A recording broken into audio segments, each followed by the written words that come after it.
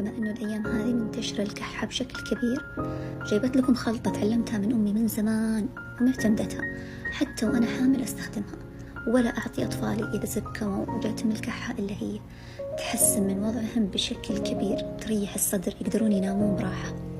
عبارة عن 3 ملاعق عسل وملعقتين طحينة سائلة. في حال كان عندكم أو عند أطفالكم تحسس من الطحينة السائلة استغنوا عنها نهائيا. الخلطة كاملة يعني بشكل كامل لا تسوونها. ملعقتين زيت زيتون ونبدأ نخلط حتى نوصل للقوام السائل. إذا جت معاكم قوامها شوية ثقيل فهذا بسبب نوعية العسل، عادي تقدرون تضيفون عليها شوية موية حتى تصير خفيفة ويسهل بلعها. ممتازة جدا. تأخذون منها ملعقة قبل النوم أو خلال اليوم تأخذون منها ملعقة، تريح الصدر بشكل كبير. بس هذه هي الخلطة، وأسأل الله أن يجعل معها النفع يا رب.